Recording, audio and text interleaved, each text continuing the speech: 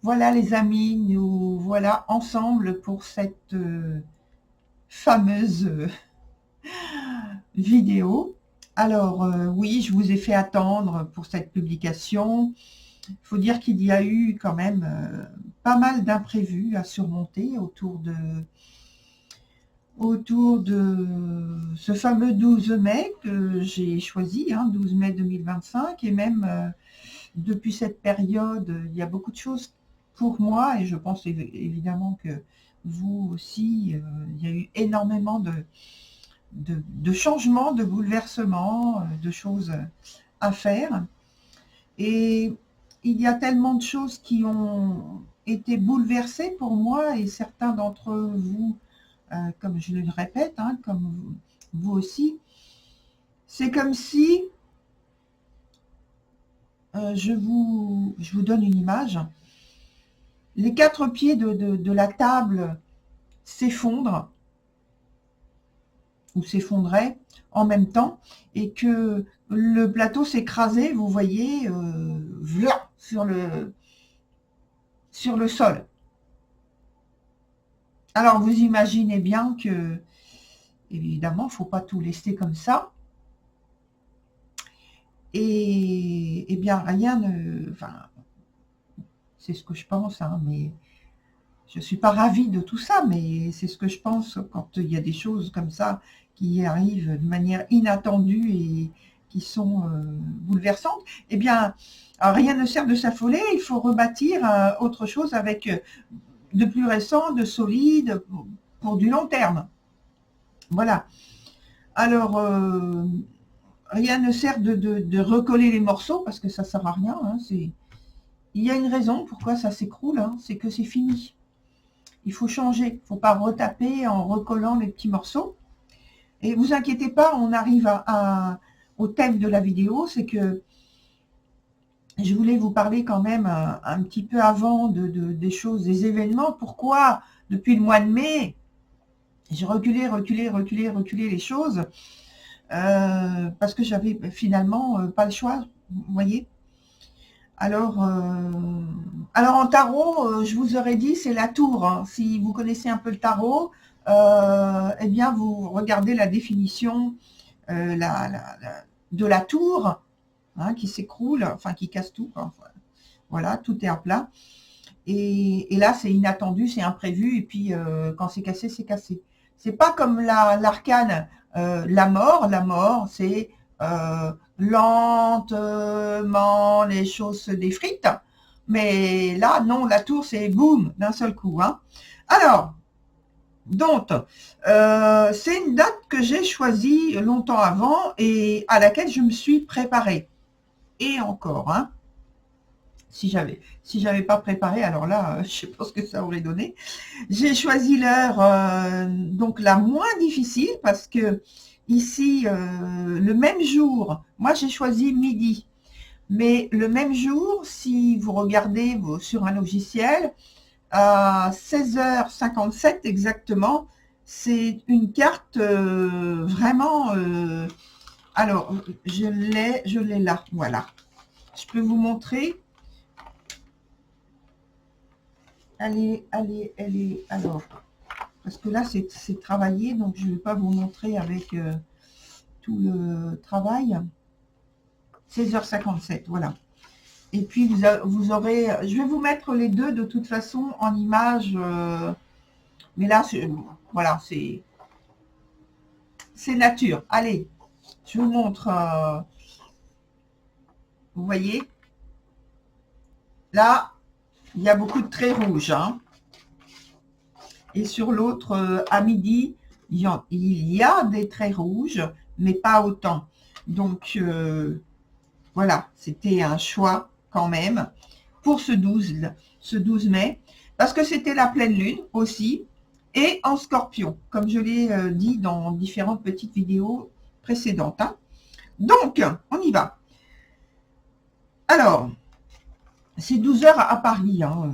Bon, je précise, mais bon, ça n'a pas vraiment d'intérêt pour l'aspect plutôt général. De toute façon, ça tombe toujours Paris. Moi, je change rien. C'est pas moi qui suis née ce jour-là, ou voilà. Donc, alors, on va parler donc de potentialité. Alors, je lis mes notes, hein, je discute avec vous. On va parler de potentialité à dérouler,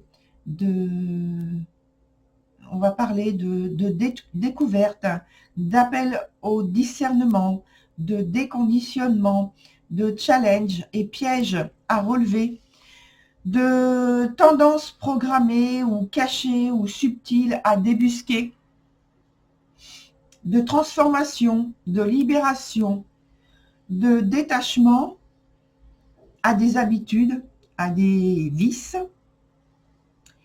On va parler de danger, de joie, de réussite, de succès, de réputation, parce que évidemment, il n'y a pas que des choses catastrophiques quand même. Heureusement pour cet enfant, ces enfants qui sont nés à cette date-là quand même. Hein. C'est comme tout un chacun, hein, voilà.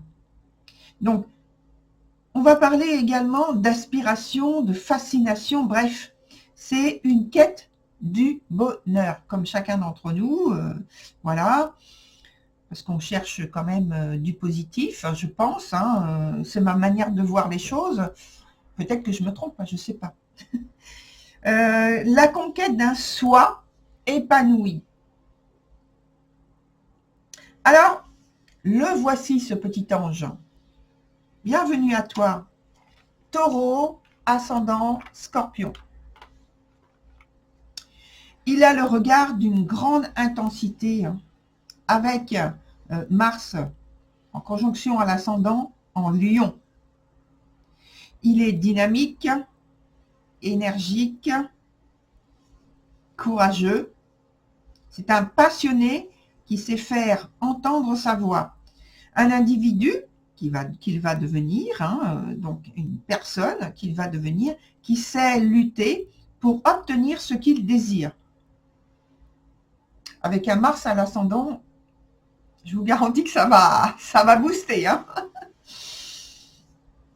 Alors, ensuite, on a sa maison 4. Regardez la maison 4. Où il y a... Alors, la maison 4 est en Scorpion. Donc, c'est la maison 4, c'est le domicile, en fait, le foyer, comment ça se passe dans cet espace-là. C'est aussi votre foyer, votre corps, hein, c'est vous.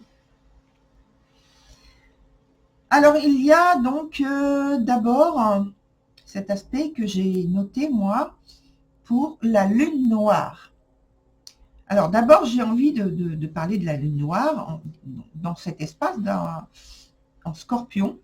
C'est un élément qui fait partie de ce que je regarde en premier, la lune noire.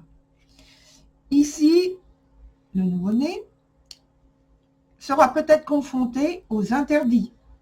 Maison 4, donc je répète, le foyer, son lieu de vie, son corps, sa famille. Ceux-ci ne sont pas, alors ceux-ci, ce sont les interdits, ne sont pas forcément nommés et exprimés clairement. C'est plus par déduction intuitive, découverte et prise de conscience. Hein, vous imaginez bien, parce que le signe du Scorpion, là, avec la lune noire, on est dans une atmosphère quand même assez secrète, cachée.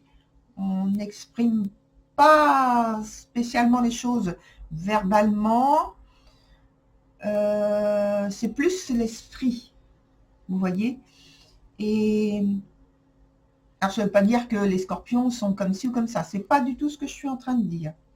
Là, ça concerne cet enfant, enfin, cette future grande personne, où c'est un endroit où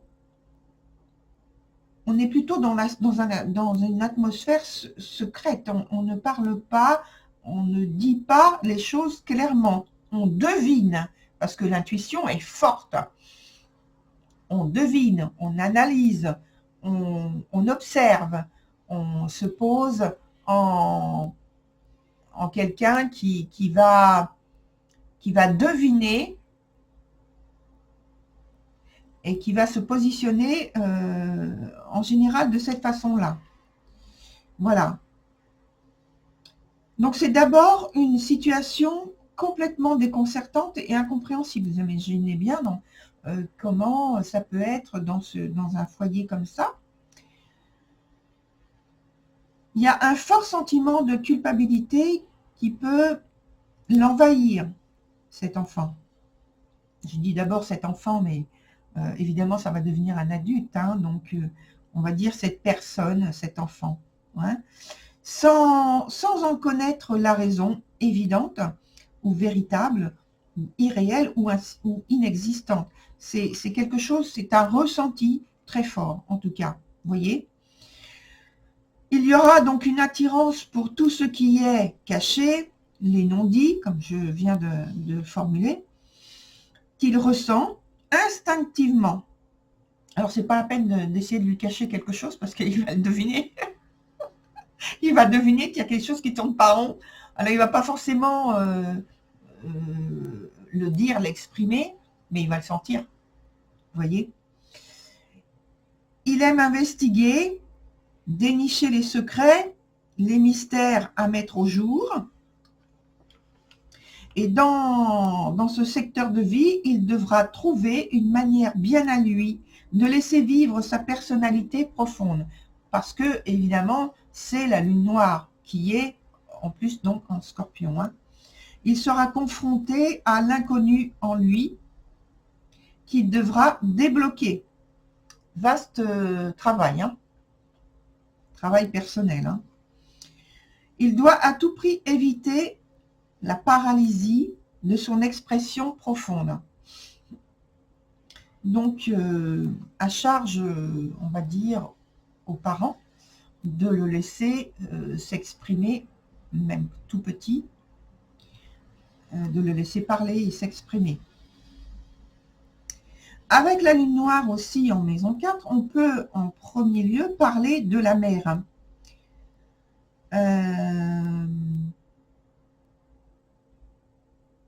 Oui.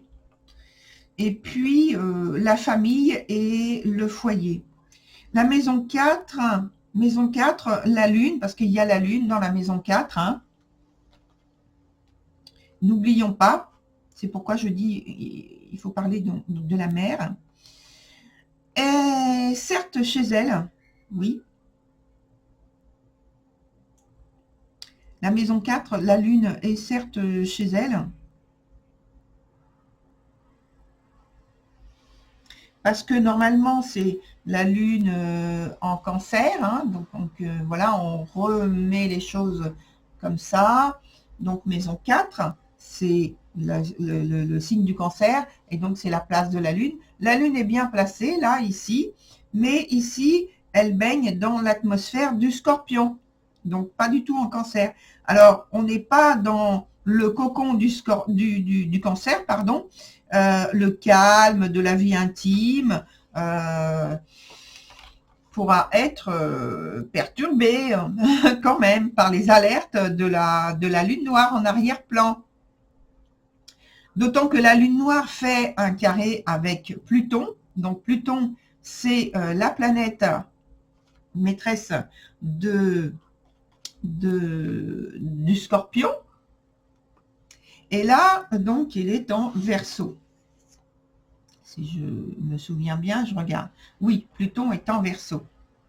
Alors, l'astre des profondeurs est exigeant ici, comme à son habitude. Il va pousser le nouveau-né, le né, à s'interroger sur lui, et les actions initiées par lui-même vis-à-vis des images renvoyées aux autres. Donc aux autres, les autres, c'est là où il y a Pluton en Verseau, soit celui qui est secret, mystérieux. Vous voyez? Donc il y a des remises en question là, puisque Pluton est rétrograde à ce moment-là. Donc il y a vraiment des remises en question et l'ouverture aux autres est à travailler. Hein. La relation de à la mère peut être difficile du fait d'un silence pesant, c'est ce dont je parlais tout à l'heure, avec une forte propension au secret, hein, vous souvenez-vous, on ne parle pas de l'intimité de la vie. Il y a une grande insatisfaction que le nez veut transformer. Ça peut être son propre rôle de mère, l'aspect maternant ou comment, en quelque sorte, s'actualiser à son environnement. Alors, tout à l'heure, à l'instant, j'ai dit le propre rôle de la mère parce que satisfaction, vous voyez, qu'il veut transformer. Il veut transformer le rôle de sa mère. Parce que, comme on l'a vu, il sent bien qu'il y a quelque chose qui manque. Donc, à ce moment-là, l'enfant, avec son langage, avec ses attitudes, il va chercher à transformer cette approche qu'a sa mère avec lui et lui avec sa mère. Alors, oui, transformer, donc, en quelque sorte, s'actualiser à son environnement. La confrontation risque d'être rude, car la lune noire est carrée aux deux planètes, c'est-à-dire Mars et Pluton. Donc, les deux planètes qui représentent, en fait, le signe du Scorpion. Alors, maintenant, c'est plus Pluton. Avant, il y avait quand même Mars. Hein. Mars, maintenant, c'est plus le Bélier. Mais voilà, il ne faut pas l'oublier. Enfin, moi, j'en tiens compte quand même. Donc, ils sont maîtres du Scorpion. Voilà. Alors, elles sont opposées, l'une et l'autre. Et parce qu'il y a Mars à l'ascendant et Pluton au descendant. Donc, il y a une demande alors, à l'ascendant, c'est le lion, hein, rappelez-vous. Et donc, il y a une demande d'individuation puissante en lion. Il faut créer sa propre marque, en quelque sorte, sa propre expression. Et donc, on a Mars ascendant carré à Mercure, en taureau, qui est en taureau, dans la maison 10. Alors, on va y venir tout de suite à cette maison 10. Est intéressant parce qu'il y a plusieurs planètes dedans, dont Uranus, le Soleil, Mercure, et puis donc là où démarre la maison 10, le milieu du ciel, et puis donc là j'en parlerai pas, mais il y a aussi Chiron, qui est en conjonction au milieu du ciel. Donc voilà, il y a beaucoup de choses dans cette maison 10. Il y a beaucoup de travail pour ce nouveau-né-là. Alors, pour l'aider à cette transformation, il existe un trigone. Néanmoins, c'est un trigone avec Pluton. Donc, c'est pas forcément facile. Oui, l'aspect, on peut dire que ça va quand même adoucir les choses, on l'espère, mais en tout cas, ça ne veut pas dire que ça va être facile. Pas du tout. Et parce que donc il y a ce trigone Pluton à Uranus, maison 10. Alors, il pourra aussi compter sur l'aspect de Mars, l'ascendant, qui est à l'ascendant, à Uranus et au Soleil. Donc, tout ça, c'est en conjonction, toutes les deux. Donc, Uranus et le Soleil. Hein. Mais comme j'ai dit, ça ne veut pas dire que ça va être facile, parce que les planètes en elles-mêmes ne sont pas faciles à travailler. Donc finalement, la lutte et l'inconfort intérieur pourra être exprimé dans la vie professionnelle, comme si c'était une porte de lâcher prise quand dans le foyer, la maison, la famille, ça se fait plus difficilement, plus lourdement, plus lourdement. De toute façon, oui, je suis en train de penser, de toute façon, c'est sa boussole, hein. C'est sa carte de naissance. Donc, même en grandissant, il aura toujours sa carte initiale qui travaille à l'intérieur de lui. Et puis après, il y aura aussi tous les transits, bien sûr. Mais au départ, il y a toujours cette carte-là qui est l'origine, l'initiale. Alors, on continue sur la maison 10. Je ne sais pas à combien on en est en temps. Il faut que j'accélère parce qu'on en est à quand même 20 minutes. Allez, on y va. Donc, Uranus, maison 10, taureau, en taureau. Donc, il y a une importance, il a conscience, l'importance de jouer un rôle social, de désir profond, pour acquérir une identité sociale importante, d'autant qu'il y a donc la conjonction dont on vient de parler. Et puis, alors j'en parlerai, je pense, très rapidement tout à l'heure, quand même, aussi, de Jupiter qui est en maison 11, où il y a le groupe, une communauté, des amis, qui sont peut-être tout acquis, plus ou moins. Vous voyez?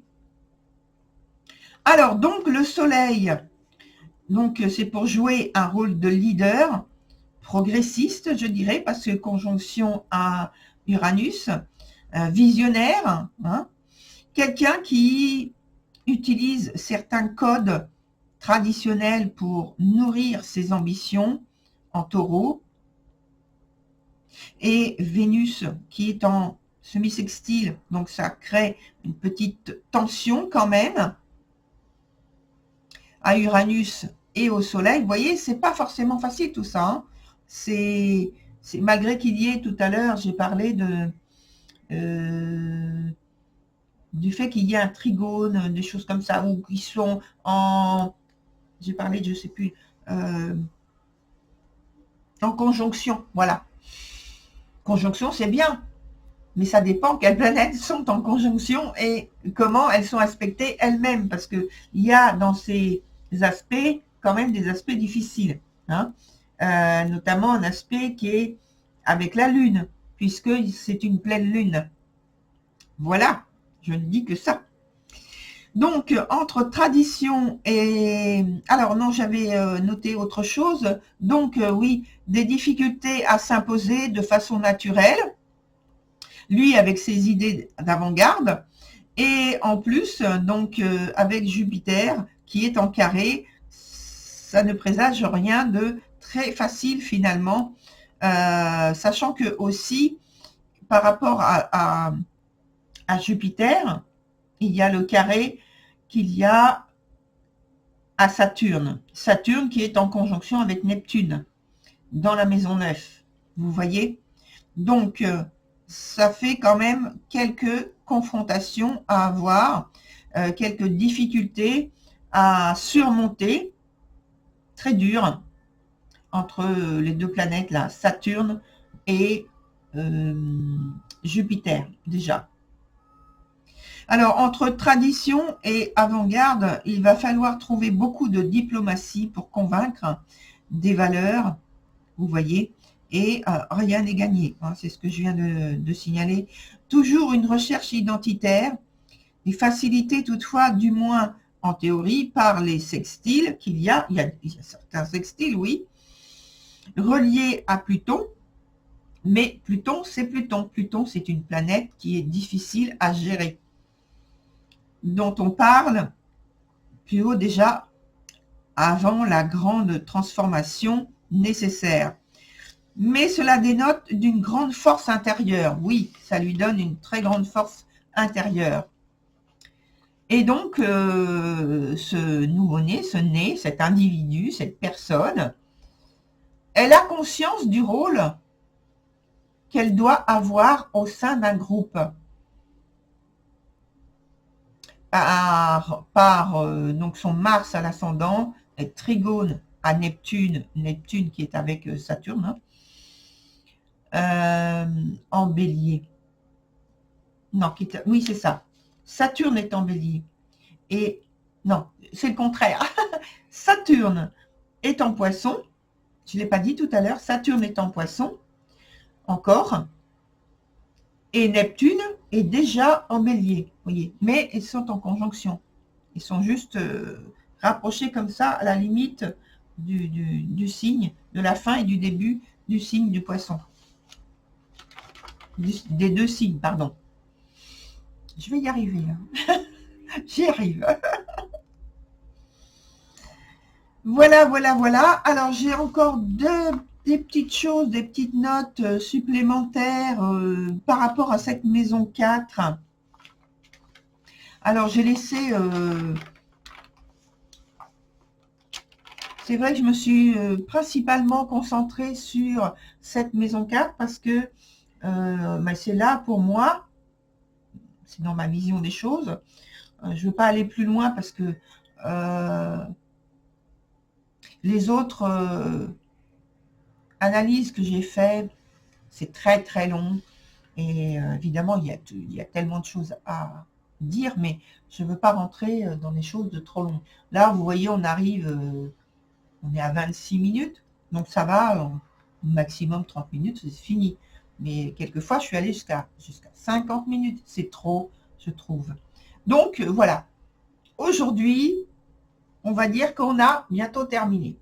Donc, les dernières petites notes que j'ai fait par rapport à cette maison 4, je suis restée vraiment très penchée là-dessus, c'est il faut rompre des liens à un univers connu, vous voyez. Ici, le foyer, les attaches d'enfance, il faut aller vers une quête de l'inconnu et inconnue et mystérieuse. Il y a une avidité, en fait, à percer le secret, le mystère, les mystères des choses.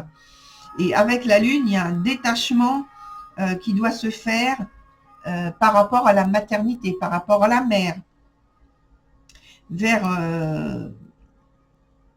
on peut tourner cette énergie là vers un monde imaginaire. Déjà, ça le programme comme quelqu'un de une très forte imagination.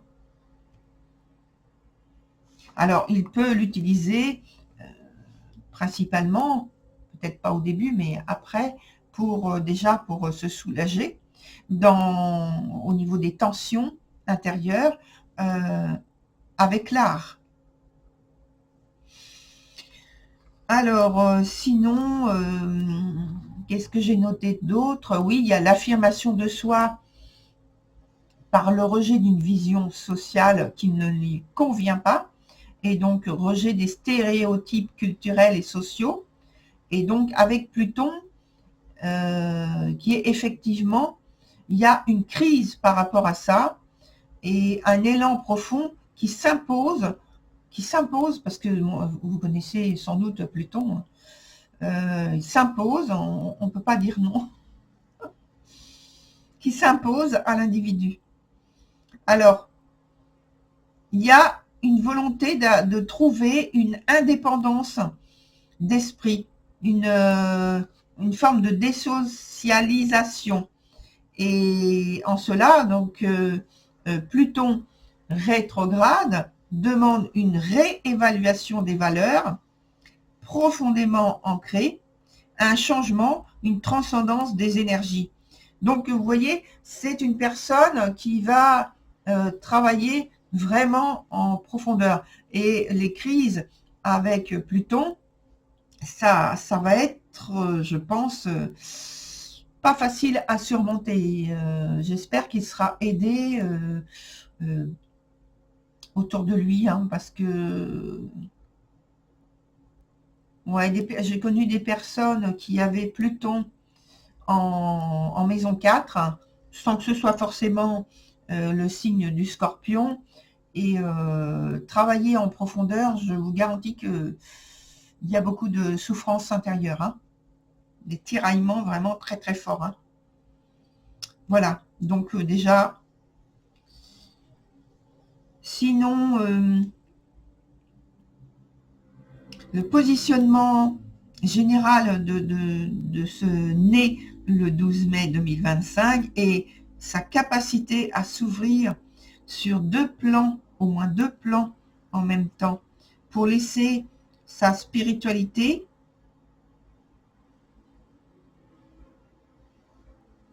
avec Vénus en maison 9 s'exprimer.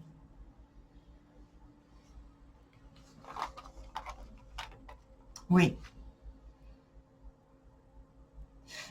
Alors oui, sa spiritualité, elle peut passer, justement, moi j'aurais conseillé que ça passe par tout ce qui est artistique. Artistique, c'est pas forcément la peinture, etc. C'est quelque chose, une activité qu'il peut pratiquer sous une forme artistique. Vous voyez? Ça peut être la cuisine, hein. Je dis n'importe quoi, mais voilà, en général, on pense artistique et on se dit, oui, c'est la peinture, des choses de ce type.